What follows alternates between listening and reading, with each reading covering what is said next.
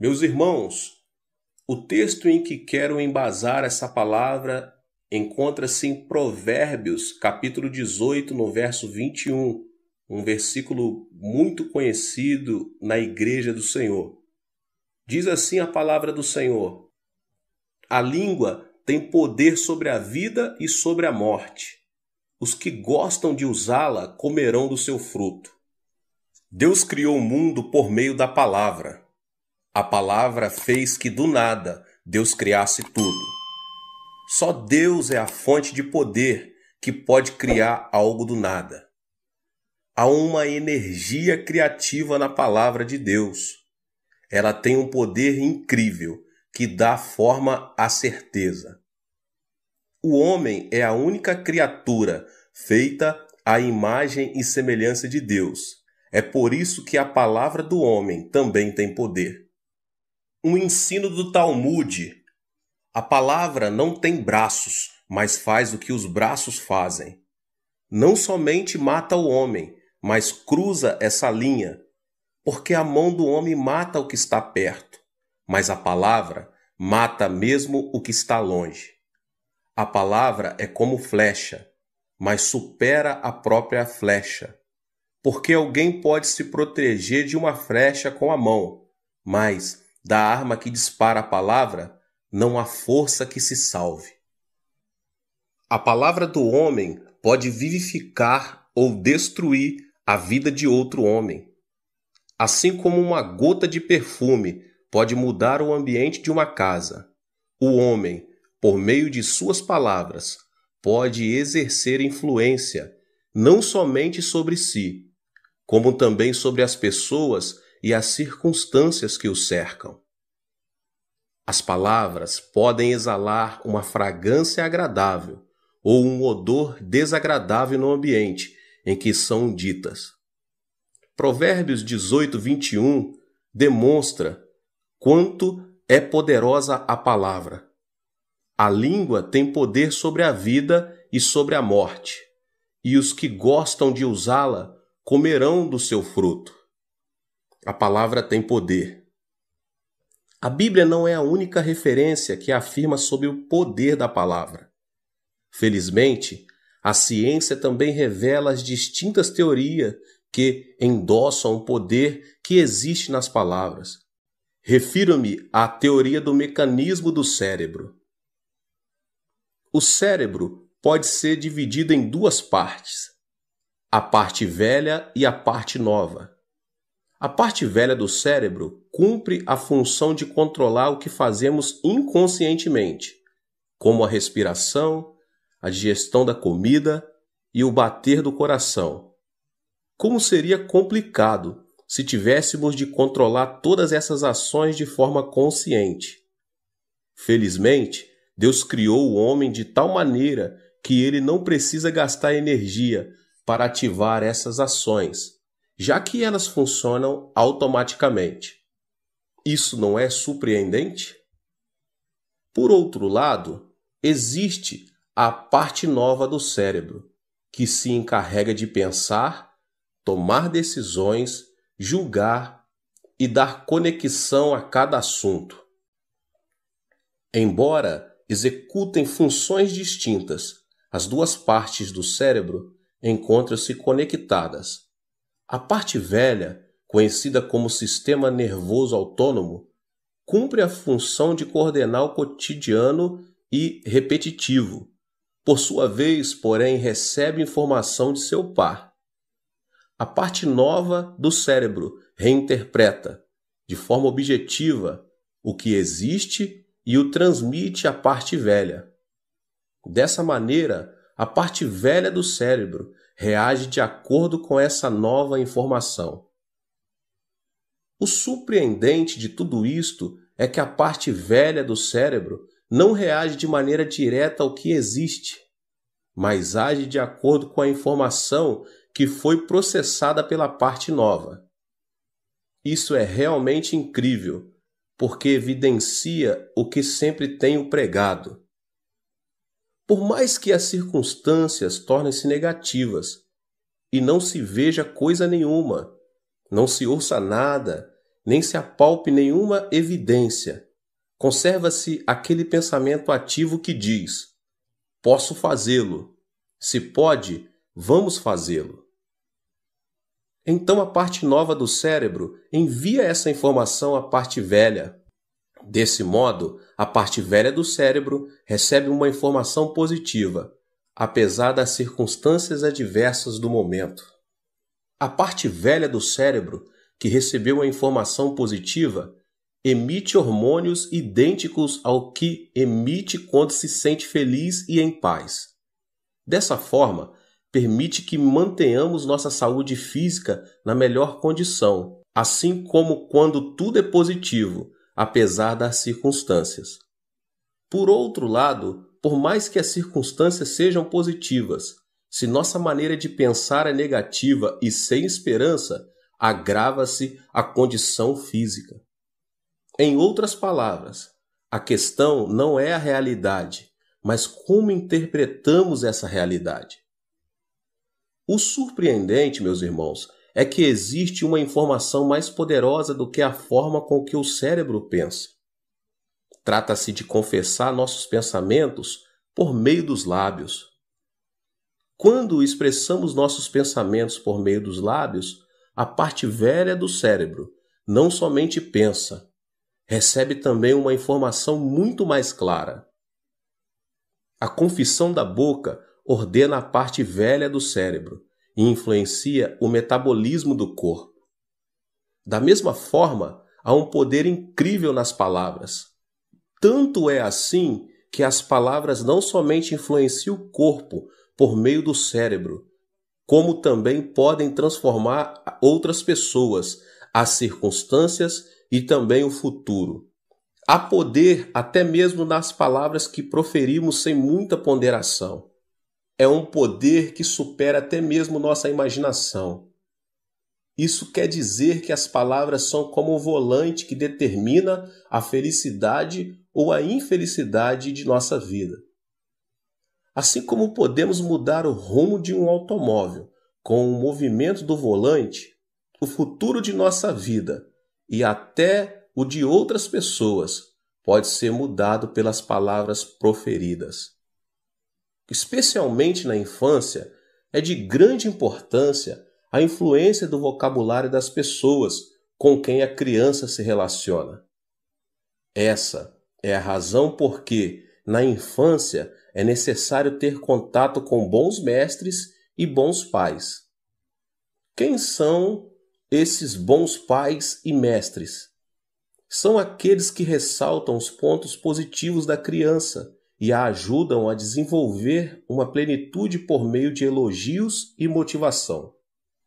Existe na educação uma teoria chamada efeito Pigmalion, formulada pelo psicólogo Rosenthal.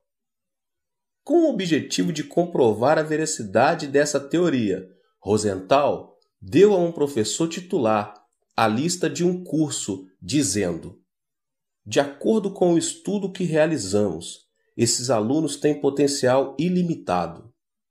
Assim, se o Senhor conseguir educá-los bem, eles se destacarão no futuro. Tenha isso em conta.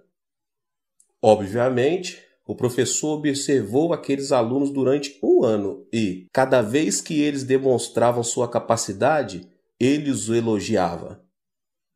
Depois de um ano, as qualificações daqueles alunos tinham melhorado significativamente. Não somente isso, houve uma mudança positiva nas relações pessoais e na atitude em relação ao estudo. O interessante é que a lista de alunos que Rosenthal havia entregado ao professor não era de alunos selecionados, e sim de alunos comuns que não tinham nenhuma capacidade diferente. Ou seja, Rosenthal os havia selecionado aleatoriamente, e a razão por que eles haviam demonstrado qualificação e atitude diferente era terem recebido elogios e motivações permanentes da parte do professor. Aqueles alunos poderiam continuar sendo normais ou tendo baixo rendimento, mas o constante elogio do professor fez que chegassem a ser estudantes exemplares. O elogio tem o poder de transformar o homem. Muitos pensam ser necessária a crítica severa para levar outros à mudança. Ao contrário, porém, a crítica faz que a pessoa criticada tome uma atitude destrutiva ou defensiva. Contrariamente, o fato de elogiar o ponto forte das pessoas faz que elas se concentrem em sua virtude e acaba por transformar sua vida. Não se esqueça de que suas palavras podem mudar a vida de outras pessoas e, em lugar de criticar, esforce-se em elogiar, meus irmãos, e motivar os outros, com o fim de guiá-los para o bom caminho. As palavras podem trazer outras pessoas da desesperança para a esperança, mas podem também provocar o contrário. Existe um vocabulário nos homens de sucesso. Há aproximadamente um século, aconteceu na Inglaterra um fato que ensina a respeito do vocabulário usado por homens de sucesso. Deixa eu lhes contar. O homem de uma fábrica de sapato colocou um anúncio no jornal procurando novos empregados. Tratava-se de um novo projeto, para o que ele precisava de pessoal especializado. Para a execução do projeto, foram escolhidos 2 candidatos. Entretanto, a maneira com que esses 2 empregados falavam era totalmente diferente. O lugar estratégico escolhido pela empresa para o lançamento do projeto era nada menos que a África do Sul. O primeiro empregado afirmou ser impossível vender sapatos na África do Sul, porque todos os africanos viviam descalços. Depois de um tempo, ele voltou daquele país e, como havia previsto, não conseguira vender nem um par de sapatos. Sua viagem foi um desperdício e o dono da empresa, desgostoso com ele, demitiu-o. O outro empregado tinha uma opinião um tanto diferente. Disse que todos os africanos se tornariam seus clientes, já que ninguém naquele continente usava sapatos. Ele foi enviado à África do Sul. A situação que enfrentou ali não foi nada fácil. Pela falta de costumes, as pessoas não queriam usar sapatos. Ele pensou que faria uma boa venda, mas na realidade foi completamente outra. Ele distribuía mercadoria de graça, meus irmãos, para que as pessoas experimentassem os sapatos, mas elas preferiam andar descalços. Entretanto, ele insistia: todo esse pessoal andará com os sapatos que eu vou vender.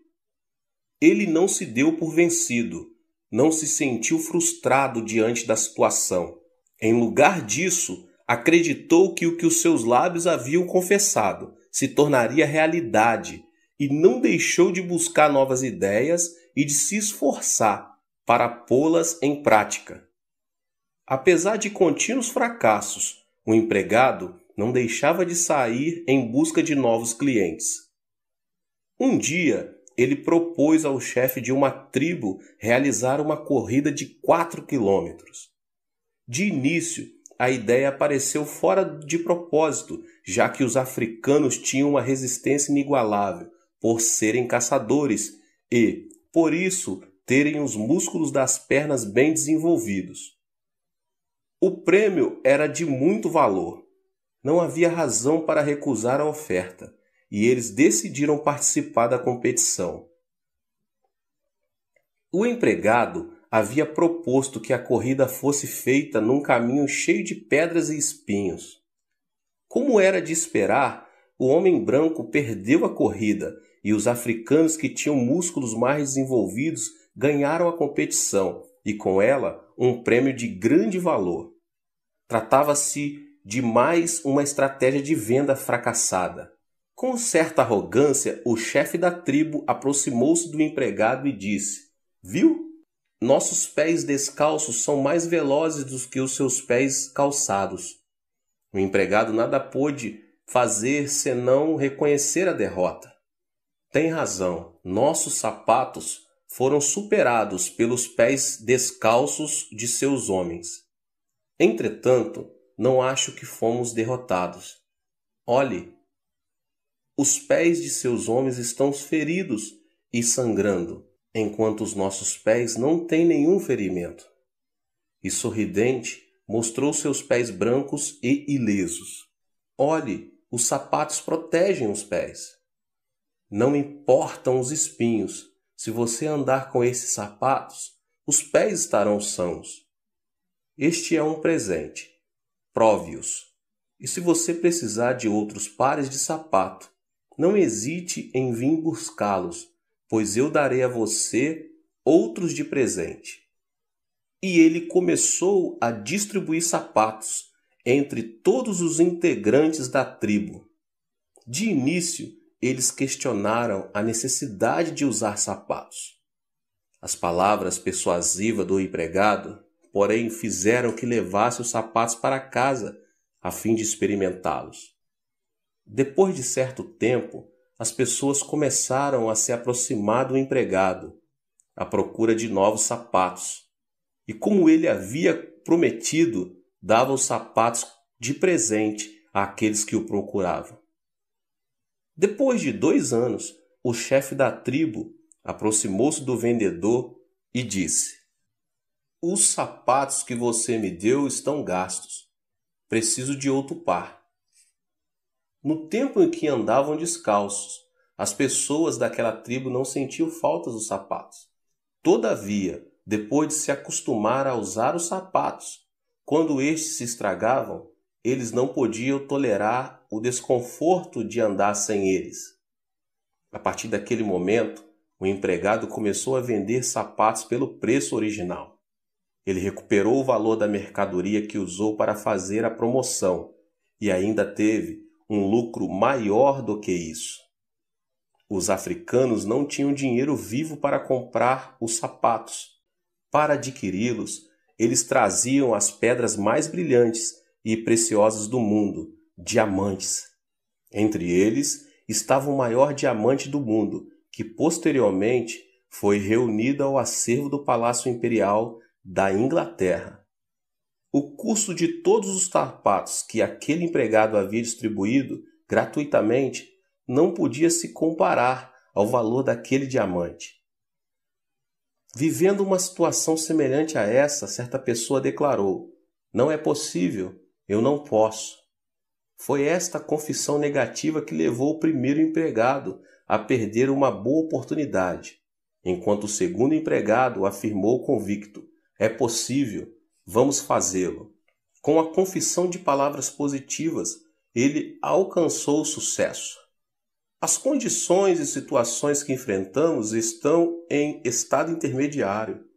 Fazer de uma crise uma oportunidade e de uma oportunidade uma crise depende de nossa atitude. Todas as coisas são resultado da atitude que se toma. Ter uma atitude negativa ou positiva, isso depende de nossa decisão. Considerando que a conhecida história dos 12 espias de Israel descreve a importância do poder das palavras, no fato que ela encerra, pode ser encontrado o mesmo ensino.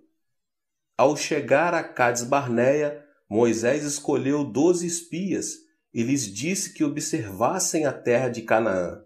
Os 12 enviados saíram do mesmo lugar, comeram e beberam juntos, dormiram debaixo do mesmo teto durante 40 dias, tempo em que espiaram a terra de Canaã. O povo de Israel estava na expectativa de notícias daqueles homens. Quando os espias voltaram, todos ficaram atentos às palavras deles, a fim de saber o destino que se seguiriam. Entretanto, 10 deles apresentaram um relatório totalmente negativo. Eles disseram: "Estivemos ali, mas a terra tem muitos montes altos, vales profundos e é cercada por muros. Os habitantes são nada menos que os descendentes de Enaque, e comparado a eles, parecíamos gafanhotos. Não podemos entrar na terra deles, senão nossos filhos serão destruídos." Diante da informação negativa dos espias, o povo de Israel ficou muito frustrado. Choraram durante toda a noite e no dia seguinte disseram que queria um novo líder para voltar para o Egito. Calebe e Josué, porém, acalmaram os ânimos do povo, dizendo: não é assim. A terra onde estivemos é uma terra boa, que mana leite e mel, tal como Deus prometeu. Parecia o jardim de Javé. Se Deus nos enviar, poderemos ir e conquistar a terra. Vamos conquistá-la. Como é possível que pessoas que estiveram juntas durante 40 dias apresentarem relatórios diferentes? Alguém disse: a realidade não existe, e sim a interpretação que dela se faz. Os 10 espias tinham uma postura intermediária, até que julgassem a condição da terra de Canaã. A interpretação feita por eles, porém, levou-os a observarem a situação de forma completamente diferente. O mesmo acontece, meus irmãos, quando colocamos lentes de cor azul e vemos todas as coisas na cor azul. Depois, usamos lentes vermelhas e vemos tudo em chamas. Precisamos nos lembrar de que a realidade e a essência encontram-se numa posição intermediária. A maneira de interpretar é diferente e, por isso, vemos as coisas como queremos que elas sejam vistas. Diante da mesma realidade, pode acontecer de uma pessoa falar de forma negativa e outra falar de forma positiva. Embora em meio às dificuldades, quem usa lentes do que é positivo consegue ver a esperança no fogo que se apaga. Entretanto, se alguém tem as lentes do negativo, percebe uma realidade negativa, embora as circunstâncias sejam positivas. Existe, meus irmãos, um poder destrutivo das palavras negativas. O professor Kim Hong-kil, da Faculdade de Literatura da Universidade da Coreia, junto com uma equipe de estudiosos representada pela professora Kang Bum-mo, da Faculdade de Ciências Linguísticas, publicou um livro intitulado Uma Análise sobre a Tendência do Uso do Vocabulário do Povo Coreano. O livro apresenta um estudo de 150 frases retiradas de 127 fontes, entre elas artigos de jornais, discursos, revistas, romances, ensaios, livros de autoajuda, de ciências naturais e etc., publicados na década de 1990. O estudo apresenta a conclusão de que a expressão mais usada pelos coreanos é "não há". Sem dúvida, meus irmãos, a análise é uma demonstração da existência de uma raiz do negativismo em nossa sociedade, uma clara evidência de que nos concentramos mais no que não temos, ou seja, no negativo, do que naquilo que temos, isto é, no positivo. As palavras negativas fazem com que o futuro da pessoa mostre-se negativo. As palavras negativas fazem o ambiente de uma família tornar-se negativo. As palavras negativas fazem que o futuro de uma nação torne-se triste e obscuro. Assim, se um indivíduo, uma família ou uma nação quiser transformar o seu futuro, primeiramente deve mudar o seu vocabulário. E a fim de mudar o negativo pelo positivo, em lugar de dizer "eu morro, não posso, é impossível", deve dizer "é possível, eu posso fazer isso, eu tenho em abundância". No entanto, devemos reconhecer que, por sua vez, as palavras negativas também têm poder. O problema é que esse poder é destrutivo. O fato aconteceu numa catedral católica de um pequeno povoado do campo. Durante a missa, o menino que estava ajudando o sacerdote deixou cair o copo com o vinho da Eucaristia. O sacerdote bateu-lhe no rosto e disse: "Jamais pense em voltar a este altar". A partir daquele instante, o menino passou a ter uma ideia negativa de Deus, ou seja, passou a imaginar um Deus rude e sem amor. Como era de pensar, o menino afastou-se de Deus. Ele cresceu e veio a ser o tirano ditador da Iugoslávia, Josip Broz Tito. Algo semelhante aconteceu em outra catedral. Entretanto, ali aquele menino foi perdoado e motivado pelo sacerdote, que o elogiou por reconhecer sua falta. O menino cresceu e chegou a ser um arcebispo muito famoso. Seu nome, Fulton Sheen. As palavras têm um poder e influência muito grande. É por isso que podem vivificar ou destruir as pessoas. As palavras negativas destroem a vida de outras pessoas. As palavras positivas fortalecem e dão vida aos outros. Então, procure pronunciar palavras positivas diante de qualquer situação. Vejam, meus irmãos, o poder das palavras positivas. Quero compartilhar a história de uma empresária que conseguiu sucesso por meio do pensamento e da confissão positiva. A empresária Austin, que prosperou confeccionando roupas íntimas para a mulher, é um exemplo de sucesso conseguido mediante a confissão positiva. Ao realizar um estudo prévio do mercado de roupas, descobriu que, ao comprar roupas íntimas, as mulheres enfrentavam 2 tipos de problemas. Em primeiro lugar, não encontravam roupa para o seu tamanho. As mulheres com excesso de peso também queriam comprar roupas íntimas e bonitas, mas o problema era que nem sequer as roupas eram confeccionadas em seu tamanho. Ao observar isso, a mulher passou a fabricar roupas íntimas para mulheres com excesso de peso. Em segundo lugar, as mulheres nessas condições sentiam certa vergonha ao pedir o tamanho extra grande. A etiqueta GG transmitia uma sensação de humilhação à compradora em potencial. Era óbvio que, mesmo havendo tamanhos grandes, a maneira de apresentar a roupa era importante. Assim, Austin teve uma ideia brilhante. Em vez de dizer GG, ela passou a usar a etiqueta Queen, que significa rainha. Foi assim que GG, que dava a ideia de uma roupa usada por mulheres obesas, mudou de nome e passou a denominar-se roupa íntima para as rainhas. A intenção de Austin foi que suas consumidoras pudessem se sentir, mesmo que por um instante, como rainhas e não como mulheres com problemas de excesso de peso. A confissão positiva e a fé fizeram com que essa mulher prosperasse em sua empresa.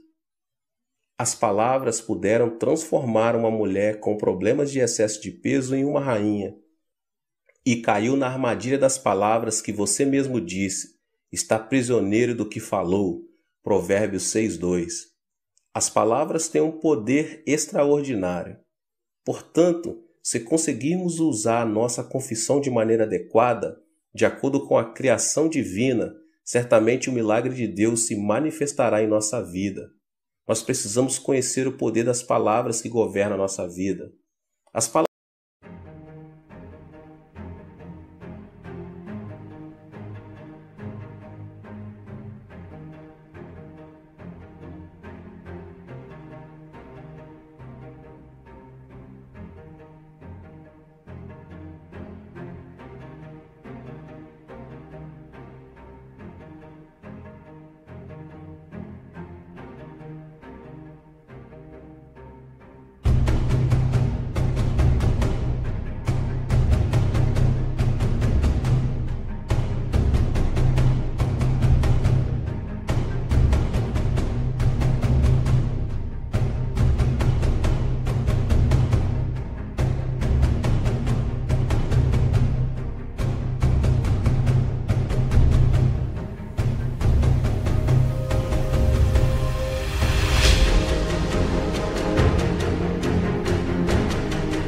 do homem têm o poder de influenciar.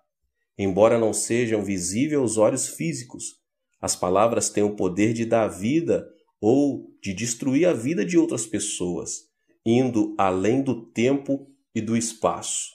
Isso acontece porque o homem é a única criatura que foi criada segundo a imagem de Deus. A palavra de Deus, meus irmãos, tem um incrível poder criativo. Ele criou o mundo pelo poder de sua palavra. Da mesma forma, o poder da palavra encontra-se em nosso Gênesis. As teorias científicas o demonstram. De acordo com a ciência, tanto o pensamento como a confissão da palavra influencia os micróbios e o corpo humano. A Bíblia e a ciência concordam em que existe poder nas palavras. Assim, devemos procurar fazer uso correto de nosso vocabulário. As palavras negativas têm um poder destrutivo, e é por isso que devemos concentrar em usar palavras criativas que transmitem esperança. Assim, poderemos empregar corretamente o poder da palavra que nos foi dado. Meus irmãos, que Deus abençoe a cada um de vocês. Nós estamos na série Espiritualidade da Quarta Dimensão. Se inscreva aqui no canal, ative as notificações para você não perder nenhum vídeo dessa série que está sendo uma bênção. Não se esqueça de deixar seu like e de compartilhar com as pessoas que você mais ama. Deus te abençoe. Nos vemos nos próximos vídeos. Até mais. Seja membro do canal Vinícius Siqueira e obtenha benefícios que só os membros têm. Então, você que já é inscrito no canal e ativou o sininho das notificações, logo você vê o botão Seja Membro, clique nele e obtenha os benefícios. E o primeiro benefício é que você tem uma mensagem destacada. Quando você faz um comentário aqui no canal, você tem um destaque na sua mensagem. E isso é muito importante porque você mostra para os outros que você apoia este canal. E outro benefício que você tem é que você pode compartilhar os devocionais diários, que são 365 devocionais, que são postados todos os dias aqui no canal. Existe um grupo específico e a pessoa recebe um link que é direcionado para o grupo. E nesse grupo você tem todos os devocionais de todos os dias do mês, que você recebe logo pela manhã, e você tem o benefício de compartilhar esses devocionais com os seus contatos. Esse benefício é apenas para os membros. No YouTube não tem como compartilhar os devocionais, apenas ler na comunidade do YouTube, mas quem é membro tem o benefício de compartilhar com todos os seus contatos e as suas redes sociais. Seja membro!